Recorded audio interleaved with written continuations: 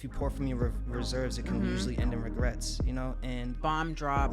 a lot of like nuances to this thing. People will burn themselves out trying to run both, then be disappointed because they're fired from one and then the other one's not working. One of the things I've learned as an entrepreneur myself is you can't put so much weight and pressure on everybody around you. You have to be the person that pushes the car first. How did you mentally or emotionally approach the pivot? Were you tired of music? Yo, that's a good question. Gotcha. So that lets them know this is very serious and he's gonna get it done anyway. You know? It's true. Pouring from your reserves versus pouring saying your excess. Like your cup should run it over. And Yeah. that's a lesson I learned like over time as well. It's all necessary. with Tifani Sage. All right, so where were we? Oh, so we're still in working lifestyle. Oh, damn. That's okay. What were some lifestyle changes you had to make in the midst of bossing up to ensure you were operating at your best level? Lifestyle changes I had to. Bossing up. I'm just gonna say you seem like a well-oiled machine. So when it was just like, oh, Ziiiro, it's time to blah blah blah, it was just like I feel like everybody around you was like, okay, Ziiiro said this, everyone leave him alone, do what he has to do. But was that the case? No, I had to teach people how to treat me. Yeah, like, you had made mention of this earlier. About when you first started doing the podcast, like not being sure if people would show up. Your loved ones know you as the child version of you. Like they're gonna always know you as a certain version of you, and so I remember like I can share this. I remember like there were times where it had gotten really hard at home, and it was rough for us to get rent, and my mother was raising me and my siblings on her own at that time, and she didn't really understand what I was doing as a producer engineer. This is more the music side of things than was the other. But I was like running studio sessions and stuff like that, producing beats, doing flyers and stuff like that for people. And I had money was tight. I could see it, and I said, hey, like, I can help. And she was like, what do you mean? And I pulled out the cash I had, and she was like, do you sell drugs? Oh my gosh, like, yeah. Like, nah, but, you know, like, you know, I'm like, nah, I engineer, Mom. Like, I really engineer and I produce. Like, people are paying me for the stuff that I do. And she was like, you make enough to cover rent? I'm like, right now? Like, you know, and that's when I learned, like, yeah, like, she doesn't know. And if she doesn't know, then my aunts and uncles don't know, and my grandparents don't know, and my friends don't know. And, you know, like, having to meet people like, hey, like, I run a business. Like, I run a serious business. And I think, you know, obviously the artists I was working with, like, they knew. Like, they only treated me that way. But it's hard to say, like, you know, hey, y'all, I'm an adult. And I'm running my, you know, like, you know, so, and obviously my mother was joking, but I think it was more money than she was expecting for me to have on hand. And then that's when she realized, like, oh, like, he's really running a business. Like, people are paying him. And I was like, yeah, like, you know, it might be really, like, active, but, like, this is how I'm getting things done. It's all legit. And it's just a lot of, like, learning and teaching myself this stuff. And you know what I think, too? I think sometimes it's sad that people don't take, and this is just people in general. Yeah. People don't take others seriously unless that person's making money. Yeah, that's true. That part is sad because it's like, I imagine the person who's like, I'm doing it. I didn't get paid yet, but I'm doing it. And then you have others who are getting paid, and it's like, you're doing a sloppy job. You're not, you know, really showing up. Yeah. But I wouldn't count that as a bad thing. Like, I think that, there's a really big victory in somebody transitioning to believing in what you're doing, right? And so it does suck because think about it, like with your parents, with your friends, like one day you weren't what you were doing, and the next day it's like, oh, I'm doing music now. It's like, all right, bro. You know what I'm saying? Like, what are you talking about? Yeah. You know, and there's something exciting. I experienced this with my siblings. I love my siblings, and they believe in me, they love me, but they're my siblings. You know what I'm saying? And so when I first started doing some music stuff, like not even just my siblings, but my friends as well. Like my siblings, they love me, they believe in me, but they're my siblings. So there was a difference between when they heard me working on beats and songs in this hot ass little closet, you know, and then they go to SOBs or whatever venue I was at, and I'm on stage rapping, and, you know, I'm on the bill with a couple other really cool artists, and they're like, holy shit, my brother really does this, and all these people are wearing his like clothing line. Yeah. It's like, that to me wasn't like an in your face moment. It was kind of just like a okay, like I earned their respect. Like they you know, they see their big brother and he's doing it, you know. And then there's other people who don't need mention, but like just didn't believe in what I was doing, or kind of like, you know, talk down about, you know, my sound and what I was doing, just for them to also be in the audience. And, you know, and these are people who they don't know that I know. You know what I'm saying? That's the best. It is, because it's kind of just like, you don't know that so-and-so was closer to me than they are to you, and they told me X, Y, and Z, and I see you in the crowd, you know, who, you know, hating at one point, and now it's like, damn, like he's really doing it, you know? And so yes, it sucks, but it only really sucks if you let that be true. Like if you let that remain true, you know? And your opinion should be the loudest. Yeah. In your head. Yeah, you got to vet for yourself. I believed in my music before anybody else believed in it, and I believe in my design and the building that I'm doing right now. Like, whoa, pop, pop, pop. All right. So my name is Tifani Sage. I'm a confidence and clarity life coach. If you're feeling unfulfilled in your life, or you don't know what's next for you, I'm your girl. I can take you to new levels of clarity. Click the link in my bio for a complimentary, complimentary call with me, so we can get your life on track. Click the link so we can connect. I'm at a point now where I'm so confident in what I'm doing, where it's like, I don't really need anyone to believe that I'm worth X, Y, and Z. Yeah. I have shown it, I've proven it, and it is what it is, you know? But in the beginning, I will say it was a little bit tough, and then you grow, you have those moments. I think everyone should be rewarded with those moments, which means the day has to come where there are people who don't believe in you. Because it would suck if your story was, I said I was going to do music and the whole planet believed. And it's kind of like,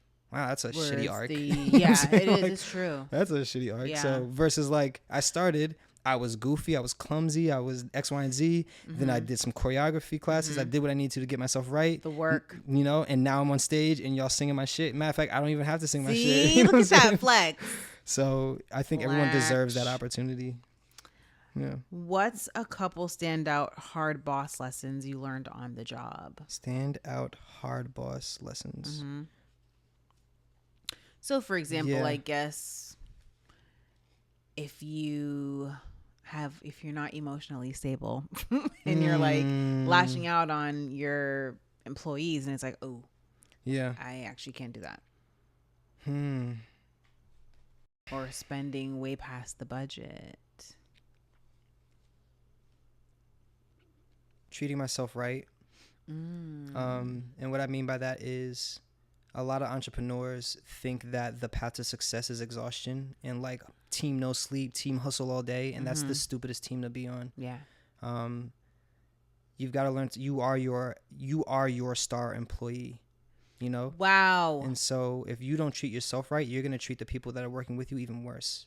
You know, or you're going to expect more from them when it's like you're going to work these people to their death. Yeah.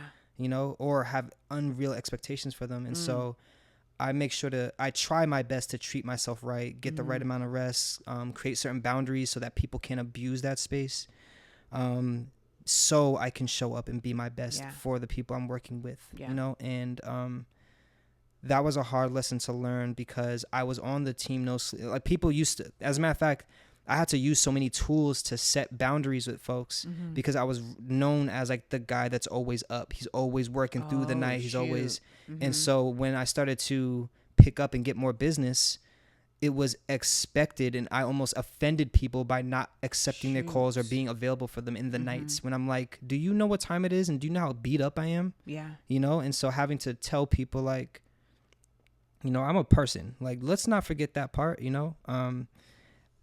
And so now the way I treat myself nice is I set boundaries and I help people understand how to cooperate and work with me, you know? And so in me treating myself right, I make sure the people I work with are also taken care of the same way. So when I'm working with someone and they seem to not understand something, I treat them nice. And I'm like, okay, cool. Like, it seems like you didn't get this right, or you could use some help here. Talk with me. Like, how do we find a better solution for this? You know, I love that approach. It's versus what like, you would want. Stupid idiot. Right. Versus like beating somebody up for like messing stuff. It's like, yo, like, hey, I would want to be talked to in that manner. Like, talk to me like that. So it's like, why would I, when you mess up, think like, oh, I'm going to like swing the hammer? It's like, nah, bro. Like, I probably would mess that up too. Yeah. Let's find some clarity. Did I not communicate clear enough? You know? Or you know, working with friends who are like working with me who might not have as much professional experience, and like, you know, I've thrown events and stuff like that too, and letting them know like let me know when your understanding reaches its limits, so that we can like, you know, work it out. And so communication. Treat people how you want to be treated. So basic, but it's so necessary. You know, like just starting with being nice with you, and then starting with being nice with you, and then letting that trickle into like the rest of the people that you're working with. You know, and let me see. You said 2. I have a question. Do you think someone can be nice to themselves but mean to others? Yeah, absolutely. I think that's lack of self-awareness. Got it. You know, okay. Some people don't know how to lead, so some people can be like over pampering of themselves, and then not take into consideration like there's other people that you're working with, you know, and what kind of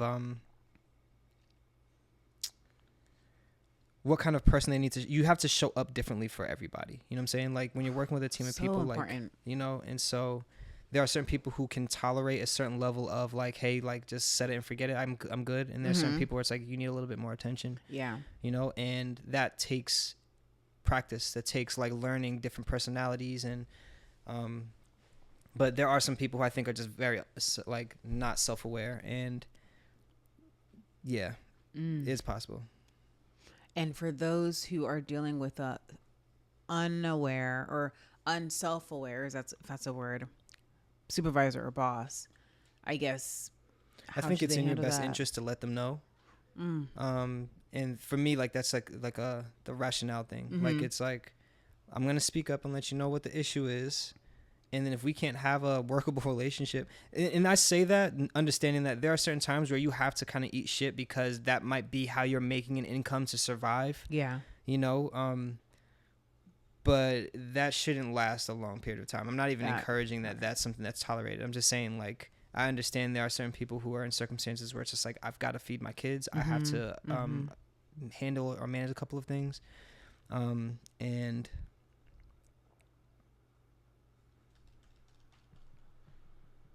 yeah, I just think it's in your best interest to just speak up. I think you got to advocate for yourself everywhere. Like, you got to advocate for yourself. Bam! Yeah. Horn. All right. Moving on to essence. Okay. What do you love most about yourself? Wow, how was that the hardest one? What do I love most about myself? Your hair. No, I mean I love my hair, but that's just the thing, you know. I think my mind. Oh yes. Yeah, I think I just love my mind. I'm very appreciative of my mind. Quick pivot. Is it easy for you? Because I feel the same. Well, mine is the same, but kind of different. My imagination. So I guess mine too, and how it works. Super random, but like today I was ironing my shirt and my cat looked like he wanted to be lifted up, so I put him on there and I was like, oh, this looks like a surfboard. So I, you know, whatever in the way he looked. But is it easy for you to keep your mind healthy? Ooh, is it easy for me to keep my mind healthy? Because you cherish it, so it's like, you know, being conscious of what you're watching on your TV or anything like that. Very transparently, no. Sometimes it can be pretty difficult. You know, I have dealt with depression, like really deep depression. A lot of that is, you know, just the more you know about the world and yourself and the things around you, like the more you start to take on, you know, and so, and I'm really empathetic. And so because of that, like, it's not only my world that affects me, but it's the worlds of the people around me and the ones that I love, you know? And so, and sometimes the decisions that they make can either help or hinder themselves. Yeah. I think like, I'm getting better at like not taking on other people's circumstances and trying to solve everything for everyone, you know? And, but there are practices I want to put into place. I think like, I want to make sure that I prepare this information for my nephews and my nieces and the generations to come. And I know that there's other resources as well that people can use. I definitely advocate for getting a therapist. I do not have one, but, you know, that's something that I need to prioritize. But I will say I take on a lot and my mind runs very rapidly. And sometimes like I can get really caught up in a certain like rhythm of thoughts. So at times that can make it very difficult for me to monitor my mind, you know, I wouldn't say it's like cataclysmic. I would just say like there's times where it can be a little bit rough for me to like get everything back on track, you know, so. That's fair. Yeah. When was a time you had to dig deep and talk life into your life situation, and how did things turn around? My business almost failed at the end of last year. And like financially things had gotten really, really difficult. And like as I was saying before, like when you are running a business on your own, this is not the first time I've dealt with difficulties in a business, you know, but I think this was such a harsh experience in the business. And I was really beating myself up for the mistakes I had made. Oh shit. Actually, yo, I might actually go further back. Okay. Give me 3 seconds to just decide. Sure. And I want to ask you a question before you do that. When you said bad decisions, would you count that as like a hard boss lesson on the job, that it's like, oh, I know now going forward, maybe hold back from doing whatever? Yeah, I wouldn't call that a hard boss decision because you're going to make a lot of bad decisions in running a business. Ooh, that's fair. That's the end of that. Like everything that you do is not guaranteed. So you can have all the paperwork and everything prepared, and a circumstance out of your control can absolutely change it. You know? And so that's where the troubleshooting comes in. You know, like it's just like whatever bad happens, it's like just pivot. Like how do we fix it and make at least land the plane, you know?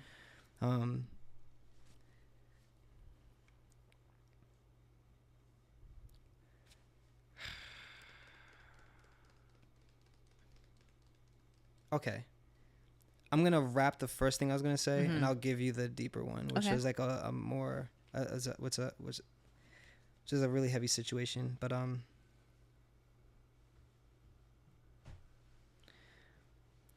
long story short, things had gotten very difficult in my business, to the point where I was like, damn, like, am I going to have to move out of this apartment? Like, is this going to, do I have to fucking regroup? Like, do I really have to do this shit again and start over? And I was on my knees talking to God every day, like, please, like clarity, please. I just need clarity right now. Like, what am I supposed to be doing? How am I supposed to be doing it? And I won't say that my faith wavered, but my doubts were very loud. And I was like, relate. You know, I'm just like, God, I'm with you and I need you right now. But I am lost. Like, please, like begging. Like, bro, are you sleeping on the job? Right. Like, where are you at right now? You know what I'm saying? I talk with God too, like, bro, what's up? Yeah. Like, what are you doing?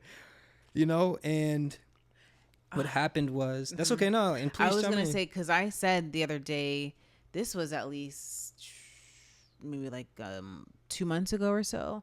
I remember saying to my mom, I was like, Mommy, I feel like I need to take things into my hands now. And I know that's the worst thing I could ever do, because it's like God's looking like, really? You really want to do that right now? Even though my way is flawless and my timing is flawless, you think like you've only been on this earth for, how old am I? 34 years. And you think you know what you're doing? Yo, so this is I'm glad you said that. And I'm curious about like where that went too. But it wasn't until I gave it up to God that everything started to line up. Wow. And so what that looked like, because when people usually say that, it's like, what does that mean? Like, I gave it up to God. Like surrendering it. This is what relinquishing it looked like in my life.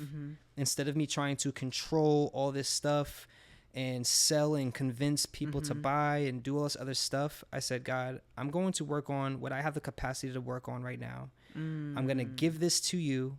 I'm going to reach out to different friends and family and to people that I can trust. And this is one of those other like big learning experiences as to like who in my life can actually help me out.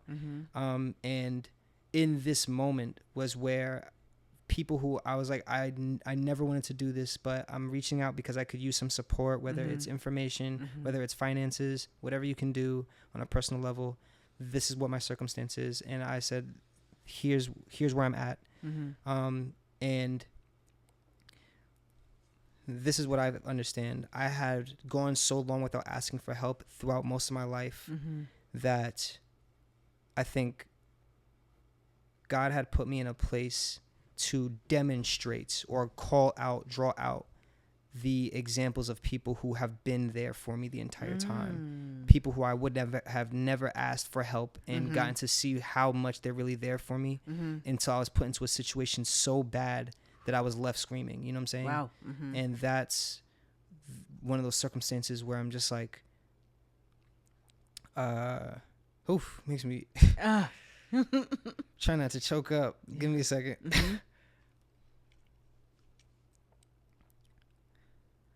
It's one of those things where it was so easy for them to show up and it was so hard for me to ask. Ooh. You know? And I feel God likes to put us in those situations where we are churned into butter. So then we're more like, moving. I think it's necessary. I think it's so necessary for you to be pressed into those circumstances so that I didn't know. I could have easily went in one or two directions, and I almost did. Like at some point, I called my parents. I'm just like, man, like I failed. Like I really lost. I lost really bad just now. And I called one of my friends who had gotten involved to help me get back on my feet, and she was like, you didn't fail. Whatever decisions, whatever. Like first off, you've got a support system that's gonna help you out. But she was like, I'm not used to hearing I can't, Ziiiro, and that was rough. Like, hearing certain people, I'm being very like limiting about certain things just because like, there's still some thanking I have to do and some more appreciation I have to do about it, but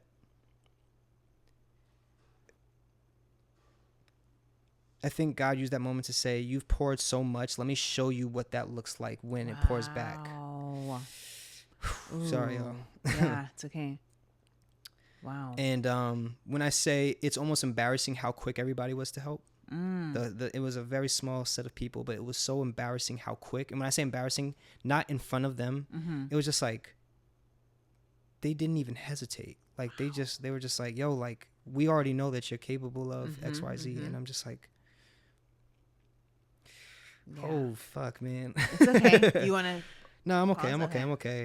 It'll pass. But I'm just very grateful to those people. And that was one of those circumstances where, again, like my livelihood was tested, my peace of mind was tested, my having to shut the business down was tested. Like, the journey I've had in California was definitely has definitely been a wild one. Yeah. But right when I thought like, oh man, I'm at the bottom of the pit, God was like, no, I just needed to remind you, like I just needed to show you something real quick. Ooh. And that showed me something was like, when I think about it now, I'm just like, oh my God, you didn't even hesitate. Like, and when I asked him like, why didn't you? It's like, why would I? Like, you are you. Like you are who you are. Yeah. It's like, however we need to show up for you, like we got you. Yeah. And that's something that I just really I had to change again, like I might have said it earlier in this conversation, but I had to change my understanding of who was around me. I had to learn to trust more and trust earlier, and learn honestly, like, understand the deeper details of what it looks like when other people show up for you, you know? Like, sometimes you think showing up is, I didn't even know what showing up was really supposed to look like, you know? And then the way they did it, I was like, are you sure? Like, you don't mind to, like, you don't mind being for me in these ways? And it was nothing. I'm just like, oh my God. Like, it doesn't always have to be financial. Some of the people who showed up for me in that time period sat and prayed with me, or let me vent, or let me be mad. Like, just let me get it out. Yeah. And let it get ugly so I can get it out of my stomach, you know? Yeah. And then didn't judge me, didn't change. It didn't change our relationship, didn't change. They just kind of like that pure, just get it off you. Get it off you. Cause again, that's not like you. This doesn't even sound like you. This doesn't feel like you. Yeah. And so whatever this thing is that's trying to compress you, get through it, you know? And so I got through it. Closed a couple of deals that ended up cleaning everything up. And when I say like they landed in my lap, like these are things where I'm just like working with companies that I'm just like, damn, like, okay, yeah, like I got it. Like, I do what I do. They just came out of nowhere? They came out of just my relationships, honestly, just like networking and talking, and something just clicked where it's just like, hey, like this opportunity opened up. Yeah. And again, like I'm trying not to use like certain business names and stuff like that, and certain, you know, but the things that showed up for me, I'm just like, okay, yeah, like this was me. Instead of spending every waking hour stressing and agonizing and beating myself up and being depressed, which was making it heavy for everyone else around me, to whoever was around me at that time, I just woke up every day. I'm like, I'm going to go down. I'm going to continue to work on my website. I'm going to work on my branding. I'm going to work on my marketing. I'm just going to keep rolling this thing out, and I'm not going to quit. And I'm not going to allow the circumstance to get the best of me. Instead, what I'm going to do is I'm just going to keep showing up for myself as best as I can, because I have these 30 days to make sense of whatever's going on. And there's so many more levels and layers to that moment. But it's one of those things where I'm just like, I'm so grateful to God. I'm so grateful to the people I have around me. A lot of that has to do with the time I spent pouring into those relationships. And a lot of that has to do with the way that my mother taught me to pour into those relationships, and the way that my father taught me how to discern those relationships, and how to, like, you know, understand like how far people really need to be kept, you know. And in that time, my dignity was kept intact. My friends protected me in that space where it wasn't like this. No one even brings it up. Yeah. No one ever talks about it, you know. And that's something too. Where it's just like, yo, give me the dignity to let me speak on it, or say, you know, have my say about it when I'm ready, you know. And so, yeah. And I think I covered that. Oh yes, boy, you did. Okay, sorry. Yeah. All right, and last one in essence. What does success look like to you? Or I guess for you. Success, I think, is just rest and the freedom to make decisions. You know, like I like that. Yeah, I think success looks like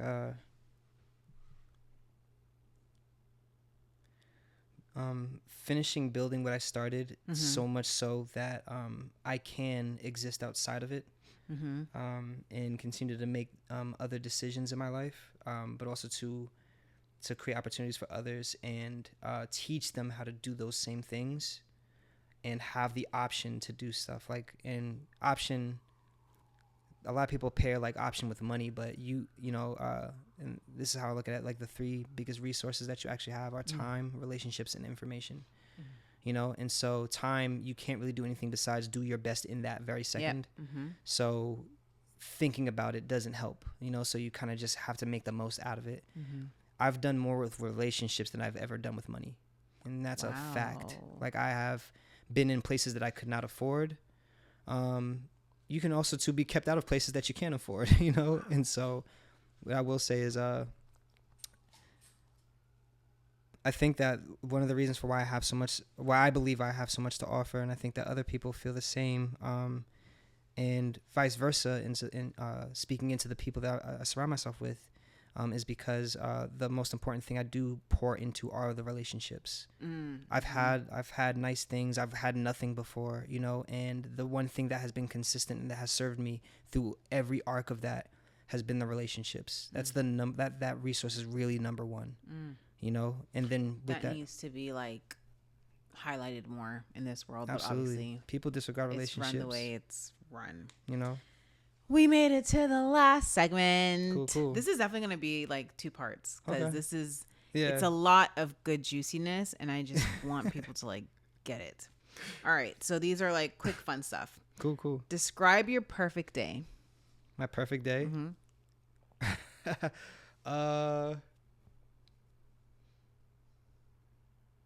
Okay.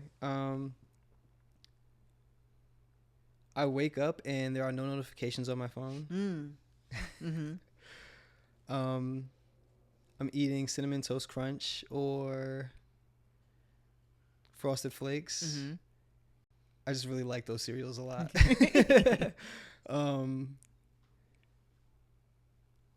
Because there's no responsibilities and nothing I have to do, and everything is silent, I'm either getting on one of my game consoles and just goofing off and playing whatever retro game, or I'm getting into a pool or a hot tub and just sitting and meditating on my thoughts. And then a nice cold beer or a few and hanging out with my my loved ones as a whole. Like being amongst my loved ones as a whole. That would be like the perfect day. Just like that does sound like wholesome, you know, and just getting to chat about nothing important. Yeah. You know, what are you OCD about? I'm gonna get a lot of backlash for this because my friends know what's up. But I would sum it down to information and my environment. Like I'm OCD about everything. I'm not even gonna hold you. All right, we'll just get it out there. Like I'm OCD about everything. Yo, I'm OCD about like, you know, how I keep this stuff in my backpack versus like in my how I keep the apartment, the kind of relationships I keep. Like I'm just very like calculated. Yeah. And because of that, it makes it easy to be in control of like what's happening next. You know what I'm saying? So take it or leave it. Got it. You know? Would you say you're spontaneous? Yeah, definitely. Okay. Yeah. I love, and I think that's the reason why I enjoy being spontaneous, because everything else is so like held together well. Where it's just like, cool, we get to do something, we get to break a rule. Let's fucking do that shit. Like let's break the rules and shit. But yeah, I think my life is very OCD. Like my personal stuff is very OCD. Everything outside of my life, I'm like, run it up. Let's go crazy. If $10 million were deposited in your account tonight, how would your tomorrow look different? I'm flexing on niggas. Oh, with what? Helicopter? Nah, you know what? You'll definitely know. There will be signs. Okay. You know? But oh, damn, what would I do? 10 million in my account, untaxed.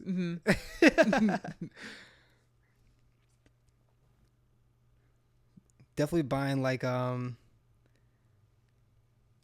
of those like big top tower I don't know if you call them apartments, suites, villas, whatever, in the top of, in New York, like what do you call those skyscrapers? Yeah, like I would definitely want to have like, how would I spend $10 million? What the hell? Have I never thought about that? Dream about it tonight. Yo, maybe so. How would I spend $10 fucking million, man? You know, it's funny how it's like stumping you a little bit.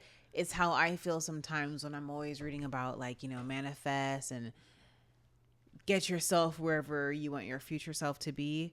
How does the air feel? What are you driving? What are you wearing? Yeah. What did you have for breakfast that morning? Where did you go for breakfast?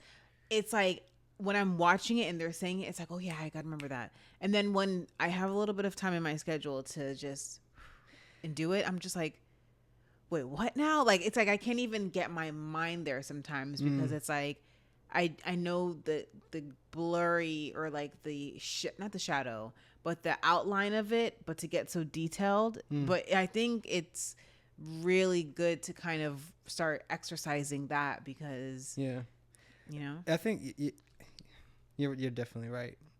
I haven't thought about what I would do with $10 million.